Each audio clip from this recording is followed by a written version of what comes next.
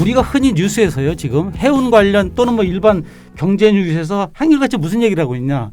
HMM이 지금 엄청난 이익이 지금 나고 있고 선봉량을 꽉꽉 채워서 만선 출항을 하고 대한민국 해운이 재건되고 있다라는 약간의 들뜬 뉴스를 보내고 있어요. 근데 거기에 단 한 군데도 비판적인 데가 없더라고요, 뉴스가. 근데 저는 거기에 비판을 하고 싶어요. 왜? 숫자로 나타난 기록은요, 다른 숫자 기록과 상대적인 비교에 의해서만 가치와 의미가 있는 거다. 그러니까 현대상선의 영업이익이 2,771억이고 순이익이 246억이 났어요. 그러면은 이 자체는 의미가 없는 겁니다. 제가 항상 얘기지만 경쟁자가 얼마가 났는데 HMM이 얼마 났기 때문에 상대적으로 이익이 많이 났다라고 해야 맞는 말이지. 아니, 다들 이익이 많이 나는데 HMM도 이익 나는데 그게 뭐가 잘한 거냐 이거죠. 물론 이제 제가 이렇게 비난했으면 죄송한데, 자, 제가 예를 들어 보겠습니다. 에버그린이 말이죠. 여러분들이 대만이라는 나라가 되게 조그맣죠. 대만이 우리나라 경상도만 할 거예요. 근데 대만이 세계적인 선사 두 개가 있어요. 에버그린하고 양밍라인이 있어요. 그 다음에 와나이도 있고. 그러면 우리나라보다 월등히 큰 선사가 있는 거예요. 그러면 대만의 에버그린의 3, 4분기 매출이 얼마냐? 2조 1,300억이에요. 그리고 영업이익이 무려 4,300억. 이거는 전년 동기 대비 8.1배. 순이익은 3,200억인데 전년 동기 대비 60배. 근데 HMM이 매출 1조 7,185억. 즉죠. 에버그린보다. 그 다음에 영업이익 2,771억. 즉죠. 순이익 246억. 뭐 택도 없는 거죠. 그러면 누가 더 장사를 잘했느냐를 비교한다면 굳이, 물론 내용은 여러 가지 봐야 되지만 재무적인 성과를 제가 볼 때는 에버그린이 상대적으로 훨씬 잘했다라고 할 수 있고, 머스크라인이 세계 1위잖아요. 머스크라인의 3, 4분기 매출을 보면은 71억 1,800만 달러예요. 이것을 우리나라 돈으로 하면 7조 8,800억이에요. 물론 이제 작년 동기 대비 약 4.1% 줄었어요. 하지만 이자 세금 감가상각전이 있죠. 저 에비타 18억 500만 달러에 2조 원입니다. 2조 원 무려. 프랑스의 CMA 4위죠. 코스코가 3위. 그래서 CMA, CGM이 3, 4분기 매출이 8조 9,700억이고 에비타가 1조 8,500억이에요. 그러니까 이게 이쪽 역시 영업이익과 순이익이 급등했다는 겁니다. 근데 이게 여기뿐이 아니에요. 지금 하파크로이드도 제가 숫자를 갖고 있는데 마찬가지입니다. 그러니까 전부 다 글로벌 선사들은 죄다 3, 4분기 때 영업 실적이 엄청 나타난 겁니다. 여기 지금 제가 보여드릴게요. 하파크로이드가 지금 매출 세일즈가 3조 9천억 3, 4분기. 에버그린보다 크죠. 영업이익이 4,500억, 순이익이 3,200억. 무려 영업이익은 43%, 순이익은 73%.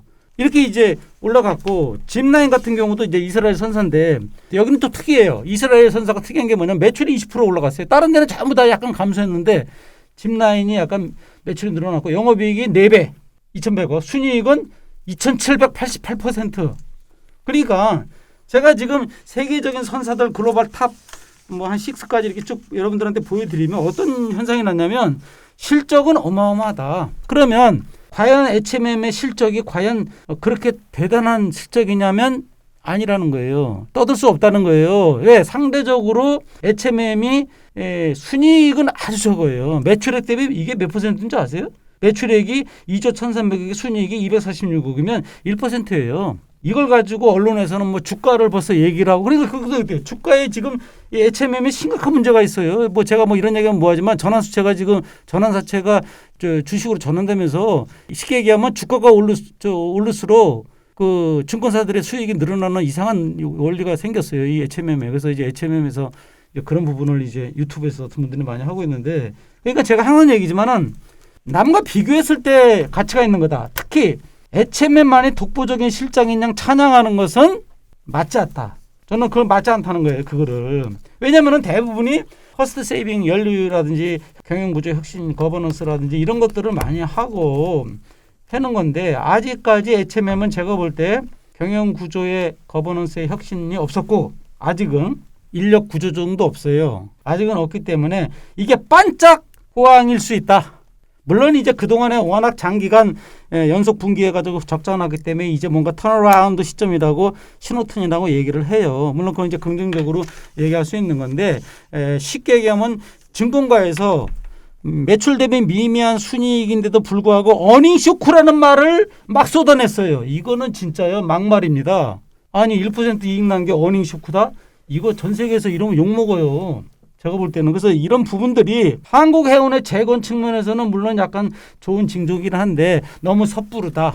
쉽게 가면 이런 거예요. 남이 내가 쉬우면 남도 쉽다라는 걸 잊으면 안 된다 이거지. 쉽게 얘기하면 HMM이 이제 뭔가 좀 만선되고 쉬워요. 그러면 남은 어려운 거냐? 남도 쉬워요. 문제는 여기에 있는 겁니다. 또 HMM이 어려우면 남은 쉽냐? 아닙니다. 남도 어려워요. 그러니까 뭐냐? 어떤 회사의 실적이나 경영의 이런 상태는 경쟁사와 비교할 때만 진정의 가치가 있는 거야. 근데 비교를 안 해 우리는. 자기만 얘기해요. 그거는 평가할 수 없는 거예요. 제가 그래서 그 부분이 좀 안타깝고. 일단 교수님의 의견에서 이제 동의하는 부분, 의견을 같이 하는 부분도 많이 있고요. 일부분에 대해서는 이제 조금 다른 의견이 있는데, 저번에 제가 이제 방송을 할 때 HMM의 현재 상태가 되게 안 좋다라고 말씀을 드렸을 거예요. 근데 그거는 뭐냐면 남과의 비교만의 문제가 아니라 실적 기준으로 분석을 해봐도 그 결과가 안 좋다라고 말씀을 드렸습니다. 그 얘기는 뭐냐면 올해 HMM이 전년 대비해 가지고 선복 자체가 이제 평균 기준으로 40%, 그 다음에 3, 4분기 기준으로는 전년 대비해 가지고 배의 선복이 늘어갔습니다. 그러면 저희가 수치적으로 보면 동일한 이제 선정률을 기록을 한다면 사실은 이제 핸들링 볼륨 역시도 그 배수의 형태가 나타나야 되고, 뭐 기간적인 차이를 보면 최소한 한 50% 이상의 이제 물동량 증가가 나타났어야 되는데, 아쉽게도 2019년 대비해서 2020년에 물동량이 전분기에서 다 마이너스였습니다. 선복이 늘어났는데 선정량 자체를 마이너스 했다는 것 자체는 영업상에서 큰 문제가 발생을 했다는 그런 부분이고요. 결국은 이게 아까 결과적으로 수치가 좋게 나왔지만 이거 자체가 최선의 결과를 나타낸 거냐라는 거에서는 저 역시도 이제 문제가 있다라고 생각을 하고, 정부가 나서 가지고 배를 지어주는 것 자체는 돈만 투자를 하면 충분히 가능합니다. 근데 영업 자체는 내부적으로 뭔가의 준비를 해야 되거든요. 근데 영업이 줄었다는 것 자체는 향후 이게 운임이 이제 현재에서 다시금 이제 내려가는 추세, 그 다음에 유가가 다시 올라가는 추세, 이런 것들이 이제 역으로 나타날 경우에는 지금의 실적 자체가 굉장히 허황되게 굉장히 크게 빠질 가능성도 높다라고 이렇게 말씀을 드릴 수가 있고요. 또 하나의 문제는 채권단의 문제가 좀 있습니다. 그 채권단의 문제가 뭐냐면 이제 다른 회사는 구조조정을 했어요. 맞게 했는데 다른 회사의 이제 구조조정하고 이제 HMM의 상태는 조금 다른 게, 머스크라든지 합박은 디지털 전환을 시키고 그 다음에 물류 쪽으로 업무를 확대를 하다 보니까 기존에 이제 해운 업무를 담당하는 사람들의 이제 숫자 자체가 그만큼 필요 없다 보니까 이제 해운 파트 쪽에서 구조 조정이 일어났습니다. 그래가지고 이제 영업 쪽이라든지 운영 쪽에 일부 인력이 빠졌는데요. 그 다음에 이제 물동량이 회복이 되고 그 다음에 물류 쪽의 업무를 확대하다 보니까 그쪽의 업무는 그쪽의 인력은 다시금 충원을 하면서 늘려갔습니다.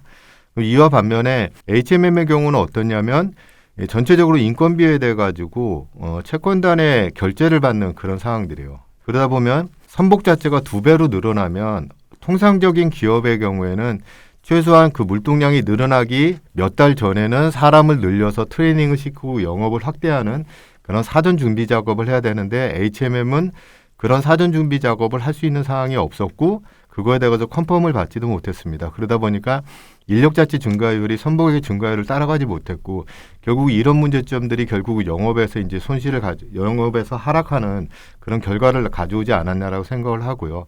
결국은 이제 그만큼 핸들링 볼륨을 높여가려면 그거에 따라 가지고 어느 정도 적정 수준의 인력 자체는 지금 HMM은 확보를 더 해나가고, 좋은 인력들을 계속적으로 투자를 하고 그것이 이제 국내만이 아니라 해외까지 계속 확대를 해나가야 되는 그런 상황이 아니라라고 생각을 합니다. 이걸 보면 또 HMM만의 문제는 또 아니고요. 또 SM 상선도 이제 원양 쪽에서 이제 흑자 전환을 했다라고 해가지고 이제 되게 이제 호평이 되고 있는데, SM 상선 역시도 선복을 줄였습니다. 2M의 스페이스 차터 형태로 들어가면서 SM 상선마저도 이제 선복을 줄인 형태로 되다 보니까 지금 사실은 양사가 흑자 전환을 했음에도 불구하고 사실은 시황이 회복된 거에 100을 다 인조해하지 못한 그런 이제 아쉬운 결과로 나타났고요. 향후에 이제 우리가 어떻게 시황을 진단하느냐에 따라 가지고 양사가 잘 준비를 하거나 아니면 준비하지 못하면 다시금 이제 예전과 같이 어려운 상황으로 들어갈 수 있는 그런 경계선에 서 있다라고 생각하고, 내년도에 시황 중심으로 해가지고 양사가 잘 준비할 수 있게 되기를 그렇게 바랍니다.